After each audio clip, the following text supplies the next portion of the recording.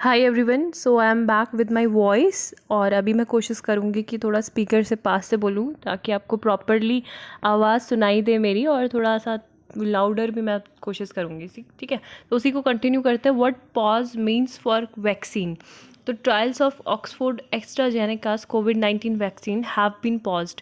तो क्यों ये पॉज हुए हैं और क्या पॉज होने से मतलब हमारे जो अभी जो होप थी कि वैक्सीन जल्दी से आ जाएगी, क्या वो अब नहीं आएगी? तो what happens to the Indian trials. India में भी जो ट्रायल चल रहे थे, क्या उनको भी मतलब रोक दिया जाएगा? Why do some see it as a blessing in disguise. ठीक है, तो ये हम देखेंगे। अब बताया trials, why have the trials been halted, है ना। सबसे पहले तो फेज़ 3 के ट्रायल चल रहे थे, क्लिनिकल ट्रायल्स 60 लोकेशंस में, यूएस, ब्राज़ील, साउथ अफ्रीका की। And it is the same vaccine that was cleared for combined phase 2 and phase 3 trials in India. And जो ट्रायल थे वो इंडिया में लास्ट मंथ से शुरू हो गए हैं। And about 100 participants have received the dose. ठीक है, इसी दौरान क्या हुआ कि यूके में जो ट्रायल चल रहे थे, इंग्लैंड में, तो वहाँ पे एक जो पेशेंट था उसको सीरियस एडवर्स इलनेसेस हो गई थी डेवलप, इसकी वजह से। Then as of now it is not even clear whether the adverse event is even a result of the vaccine. The pause will enable the company to review what was the cause. ठीक है, तो अभी exact ये पता नहीं चला है कि क्या ये वैक्सीन की वजह से ही उनको जो इंजेक्ट किया गया था तो उसी की वजह से ऐसे एडवर्स इफेक्ट आए हैं या फिर कोई और रीज़न था, है ना। Though AstraZeneca did not specify what exactly had happen and trial जो पार्टिसिपेंट है वो था। What does it mean for the trials now. तो ये अभी क्या, this is a temporary pause to investigate illness in the affected patient, though it is not clear how long that is going to take. ठीक है, अभी नहीं पता है कि कितने लंबे समय तक ये चलेगा, और अभी ऐसा कुछ भी क्वेश्चन भी नहीं उठा है वैक्सीन की सेफ्टी को लेके, क्योंकि ये जो इंसिडेंट्स होते हैं are not uncommon in trials for vaccine और ड्रग्स। ठीक है, the only direct impact of the incident could be on the time line for producing the vaccine.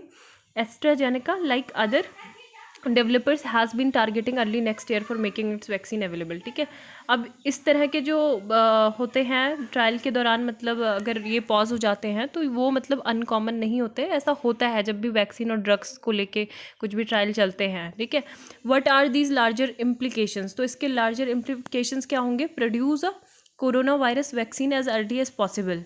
Several usual regulatory procedures have been bypassed, raising concern amongst experts and scientists. ठीक है, तो बहुत सारे तो मतलब ऐसे ही क्या कर लिया जाता है सबको, जैसे अब रशिया का ही एग्जाम्पल था, तो रशिया ने क्या कर दिया था, वैक्सीन का मतलब जो फेज़ 3 ट्रायल था उसको स्किप कर लिया था। And couple of candidates in China have been approved in their respective countries without phase 3 trials. ठीक है, तो चाइना में भी फेज़ 3 ट्रायल्स के बिना ही अप्रूवल मिल गया था। और इसके अलावा जो यूएस के प्रेसिडेंट है डोनाल्ड ट्रम्प, तो वो बार बार क्या बोल रहे हैं कि नवंबर 3 से प्रेसिडेंशियल इलेक्शन से क्या हो जाएगी, वैक्सीन पहले ही अवेलेबल हो जाएगी, है ना। तो एक तरह से वो पॉलिटिकल पुश भी है टू मेक द वैक्सीन। वो अपना मतलब एक तरह से एडवांटेज देख रही हैं कंट्रीज़ कि हम क्या करें, वैक्सीन को कौन कितनी जल्दी बनाता है ना। तो एक वो प्रोपेगेंडा हो जाएगा पॉलिटिकल इलेक्शंस को जीतने का। तो ये सब भी इसके रीज़न होते हैं, और इसकी जगह पे मतलब ऐसा ही सही है कि एक बार इसको दोबारा से रिव्यू किया जा रहा है। And are such incidents unusual during trials.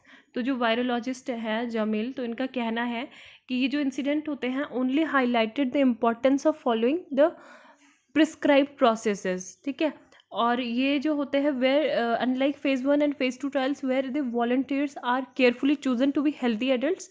Phase 3 trials जो होते हैं इसमें जनरली क्या होता है, फेज़ 2 ट्रायल्स जैसे होते हैं ना, तो फेज़ 2 ट्रायल्स में जो हेल्थी एडल्ट्स होते हैं, मतलब जिनको जनरली कोई डिजीज़ नहीं हुआ रहता है, तो उनको इसमें पार्टिसिपेट किया जाता है। लेकिन जो फेज़ 3 के जो ट्रायल रहते हैं वो उन पेशेंट्स पे किए जाते हैं ट्रायल जो पहले से ही कोई सीवियर इलनेसेस से जूझ रहे हो या फिर कोई डिजीज़ हो उनको, है ना, वो वीक जो होते हैं पीपल, उन पे किए जाते हैं। तो it is not unusual for a case like the current one two emerge during the trials. ठीक है, तो ये उसके चांसेस भी रहते हैं कि उस पर और ज़्यादा सीवियर इफेक्ट हो सकता है। When such thing emerge, they do quite regularly, you have to pause, reassess, re examine. तो इसी को बोला गया था कि मतलब ये क्या है, एक अच्छी चीज़ है कि ब्लेसिंग इन डिस्गाइज, है ना, कि आपको उसको एटलीस्ट आप पॉज कर रहे हो, रीअसेस कर रहे हो, री एग्जामिन कर रहे हो कि क्या हो रहा है। And this is a normal process and this is how it should be. ऐसा होना भी चाहिए कि एक बार अच्छे से दोबारा से रीअसेस करा जाए। Will the incident impact the India. तो अब इंडिया को ये जो ट्रायल्स हैं क्या ये इम्पैक्ट करेगा? तो यहाँ पे है the status of India trials being sponsored by Pune based, जो हमारा Pune based serum institute of India है, ये अभी तक इन्होंने अभी बोला है ऐसा कि इससे हमें इम्पैक्ट नहीं पड़ेगा, हमारा जैसे चल रहा था ट्रायल्स वैसा हम करेंगे, ठीक है।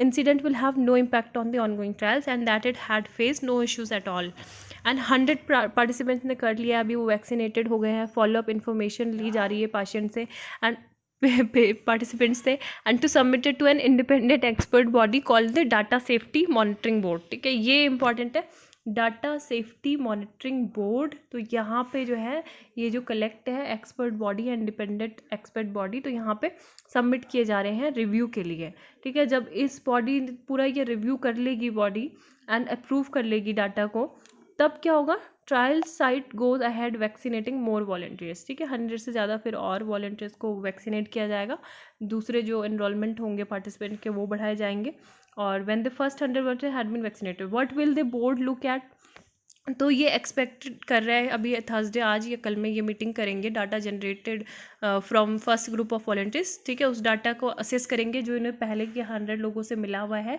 And it will then decide whether the vaccine candidate is safe enough to be administered in more participants, ठीक है। तो अगर वो कोई सीरियस सेफ्टी इश्यूज दिखता है तो तब वो बोलेंगे कि ट्रायल शुड बी स्टॉप्ड, अगर नहीं दिखता है तो वो गो हैड कर देंगे, and the DSMB will review the Indian data along with this particular event in the UK participant that has occurred and then decide and let us know what has to be done, one of, ठीक है, तो यही इसमें है।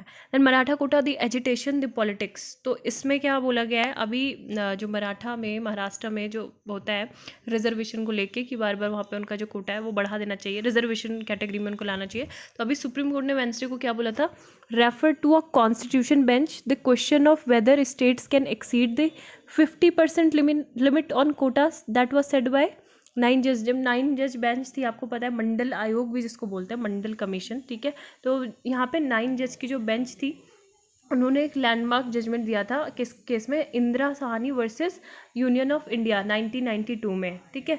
तो the question will now be taken up by a bench comprising at least 11 जजेस, ठीक है, तो उस टाइम पे 9 की थी, तो उससे ज़्यादा अगर वही उसी को अगर अपने ही डिसीजन को रिव्यू करना हो जुडिशरी को, तो उससे ज़्यादा की क्या होनी चाहिए, कॉन्स्टिट्यूशन बेंच होनी चाहिए।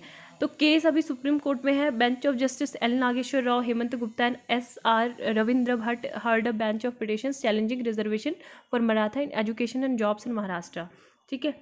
अब यहाँ पे क्या है, जो पिटिशंस हैं तो उन्होंने अपील की थी 2019 में बॉम्बे हाई कोर्ट में, एंड जो डिसीजन था उसको अफेल कर दिया था the constitutional validity of Maratha quota under socially and educationally backward classes act 2018, ठीक है। उसके बाद इन्होंने जो पिटिशन थी कि जो पोस्ट ग्रेजुएट मेडिकल और डेंटल कोर्सेज होते हैं तो उसमें क्या मतलब एडमिशन वगैरह में इनको कोटा दिया जाना चाहिए स्टेट में, ये भी था। बॉम्बे हाई कोर्ट की रूलिंग ये थी, a division bench of the high court rule that last year that the 16% quota granted was by the state was not justifiable and reduce it to 12%, ठीक है, उसको 16% से करके 12% कर देना चाहिए एजुकेशन में और 13% गवर्नमेंट सर्विसेज में कर देना चाहिए, ठीक है। ऐसा किसने रिकमेंड किया था, जो महाराष्ट्र MSBCC था, यानी कि स्टेट बैकवर्ड क्लास कमीशन। उसके बाद उन्होंने बोला था कि जो लिमिट है रिजर्वेशन की वो 50% से एक्सीड नहीं होनी चाहिए, ठीक है। ऐसा ही 1992 के जजमेंट में बोला गया था कि जो लिमिट है रिजर्वेशन की 50% से ज़्यादा नहीं होनी चाहिए, लेकिन एक्सेप्शनल सर्कमस्टेंसेस में और एक्स्ट्रा ऑर्डिनरी जो सिचुएशंस हैं उसमें थोड़ी बहुत लिमिट जो है can be cross subject to availability of quantifiable and contemporaneous data reflecting backwardness, ठीक है। तो वो एक मतलब वैलिड होना चाहिए कि किस बेसिस पे आप बढ़ा रहे हो, जैसे अभी जो इकोनॉमिक वीकर सेक्शन को दिया गया था तो वो 50% से ज़्यादा एक्सीड हो रही थी कहीं कहीं पे रिजर्वेशन की लिमिट, ठीक है। तो ये चीज़ है। अब एग्जिस्टिंग रिजर्वेशन की अगर हम बात करें तो 2001 का जो स्टेट रिजर्वेशन एक्ट है इसमें जो रिजर्वेशन मिला है महाराष्ट्र में 52% मिला है, ठीक है। 52 में से क्या मिला है, शेड्यूल कास्ट को 13% रिजर्वेशन है, शेड्यूल्ड ट्राइब को जो है 7% है, ठीक है, और जो OBC है अदर बैकवर्ड क्लासेस इनको 19% मिला हुआ है।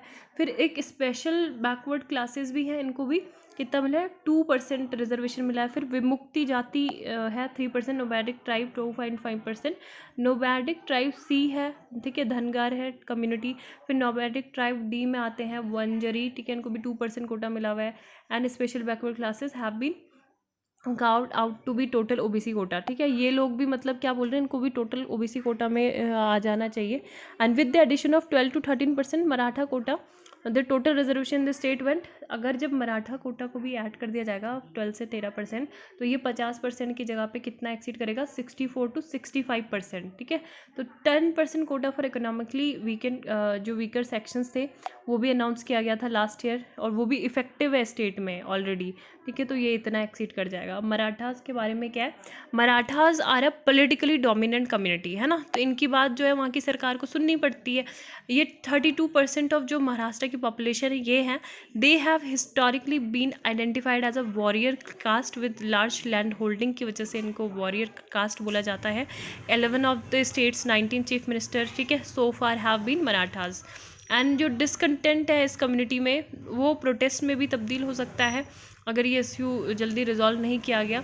And 2016-17 the Maratha Kranti Morcha MKM led 58 silent protest demanding reservation. The second phase of the protest saw spate, ठीक है, इस टाइम पे प्रोटेस्ट भी हुए थे। तो बस इसमें यही सब है, पॉलिटिकल पुल्स की वजह से प्रेशर है। Then taking stock of job lost, sector affected and possible ways forward.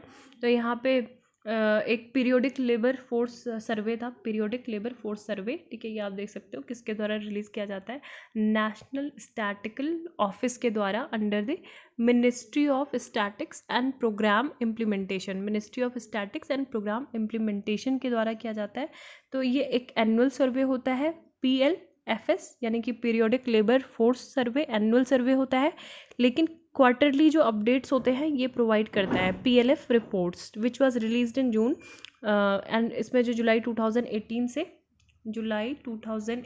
से और 19 तक के जो आंकड़े थे वो इसमें बताए गए हैं।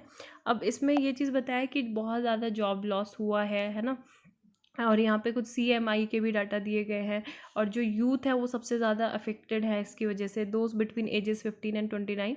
The total number of unemployed youth went up marginally from 8.9 million in 2004-05 to 9 million in 2011-12।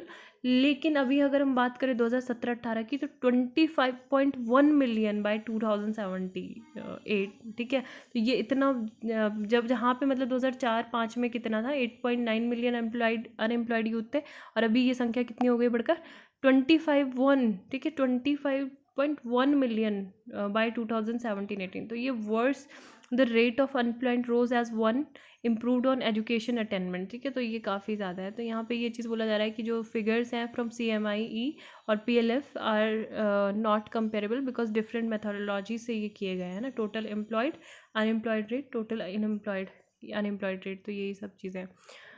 Next जो न्यूज़ है that is related to US military formally announces reduction of troops in Iraq, ठीक है। तो यहाँ से जो इराक में जो ट्रूप्स थे तो ये वापस लेने की यहाँ से सोच रहे हैं, 5,200 to 3,000 troops this month, formalising a move that had been long expected. और US ने 5,200 ट्रूप्स जो थे डिप्लॉय कर रखे थे ईरान में, क्यों कर रखे थे, क्योंकि इस्लामिक स्टेट जो ISIS मिलिटेंट ग्रुप है उसको मतलब फाइट करने के लिए। एंड US लेड कोलिशन से Iraqi forces are now mostly able to handle the remnants of Islamic State on their own, कि अब हमने अपनी तरफ से जितना करना था वहाँ से जो मिलिटेंट थे ISIS के जो लड़ाके थे उनको हटा दिया है। अब आपकी जिम्मेदारी है कि आप बाकी के जो बचे कुछ हैं उसको क्या करो, हटाओ वहाँ से, है ना। बाकी इराकी फोर्स कर सकती है, इराकी फोर्स आर कैपेबल। तो we are continuing to expand on our partner capacity program that enable Iraqi forces and allow us to reduce our footprints in Iran, ठीक है। तो ये बोला गया है जो US सेंट्रल कमांड के जो हेड है उनका। Then the US and Iraq in June affirmed their commitment to the reduction of US troops in the country in coming months, with no plans by Washington to maintain permanent bases or a permanent military presence, ठीक है। Next यहाँ पे है Trump for Nobel peace prize, ठीक है। तो Trump को जो नॉर्वेन जो MP हैं इन्होंने नॉमिनेट किया है किसके लिए, नोबेल पीस प्राइज़ के लिए, ओवर इजराइल UAE डील, ठीक है। अभी इजराइल UAE डील को इन्होंने हिस्टोरिकल डील बोला है, और इससे बोला है कि इसमें ट्रम्प का बहुत बड़ा हाथ था और इस वजह से ये हुई है। इससे पहले भी इन्होंने इनको नॉमिनेट किया था जब नॉर्थ कोरिया के जो डिप्लोमेटिक एफर्ट्स थे साउथ कोरिया के साथ, तो उसके लिए भी इनको बोला गया था, ठीक है। अभी ये बोला जा रहा है इसमें। And Thousands of people are eligible to nominate candidates for the Nobel Peace Prize, including members of parliament and governments, university professor. तो ये है, ठीक है. नेक्स्ट जो यहाँ पे न्यूज़ है वो इम्पॉर्टेंट थी. World wild life population down by 68% since 1970. ठीक है, तो ये बहुत ही इंपॉर्टेंट रिपोर्ट है. कौन निकालता है? World wild life fund. Living planet report है, ठीक है, लिविंग प्लानट इंडेक्स. तो इसमें क्या बोला गया है, ये वेंसडे को रिलीज हुई. Has found that there has been a reduction of 68% in the global wildlife population between 1970 and 2016. ठीक है, 1970 के और 2016 तक में क्या हुई, 60% जो है रिडक्शन हुआ वाइल्ड लाइफ पॉपुलेशन में. और इस रिपोर्ट में ये भी पाया गया कि 75% of the earth ice free land surface has already been significantly altered. Most of the oceans are polluted. More than 85% of area of wetland has been lost. ठीक है, तो ये बहुत इंपॉर्टेंट रिपोर्ट है कि हमें इस रिपोर्ट में क्या पाया गया कि 85% से ज़्यादा जो वेटलैंड हैं वो लॉस्ट हो गए हैं during this period. And other factors leading to biodiversity loss including species over exploitation उनका हो जाता है, ओवर फिशिंग हो जाती है, जो इन्वेसिव स्पीसीज़ हो जाती है कभी उनका अटैक उनको झेलना पड़ता है, डिजीज़ेज हो जाते हैं. इसके बाद जो ह्यूमन के द्वारा जो पोल्यूशन फैलाया जाता है, जैसे ऑयल स्पिल हो जाते हैं कितनी बार वाटर में, है ना, और क्लाइमेट चेंज की वजह से. तो ये रीज़न है इसका. और दूसरा जो रीज़न है, last several decade has been land use change, primarily the conversion of pristine habitats into agriculture system, while much of the oceans have been overfished. तो एक ये भी इसका रीज़न है. दूसरी रिपोर्ट में क्या बोला गया, largest wild life population loss. तो जो लिविंग प्लानट इंडेक्स है उसमें ये बोला गया है कि हैज़ बीन Latin America at an alarming 94%. 94%. ठीक है. The reports also find that one of the most threatened biodiversity globally has been freshwater biodiversity, which has been declining faster than that in oceans or forests. ठीक है, तो जो fresh water biodiversity है वो सबसे ज़्यादा तेज़ी से रैपिडली वो डिक्लाइन कर रही है, किससे भी ज़्यादा, जो ओशन और फॉरेस्ट है उससे भी ज़्यादा. ठीक है, almost 90% of global wetlands have been lost since 1700 and global mapping has recently revealed that extent to which humans have altered millions of kilometres of river. अब अगर हम इंडिया की बात करें, क्योंकि इंडिया के बारे में क्या बोला गया रिपोर्ट में वो जानना ज़्यादा ज़रूरी है. इंडिया क्या है, mega diverse country with over 45,000 species. ठीक है, 45,000 species and plant is only 2% of the world land area.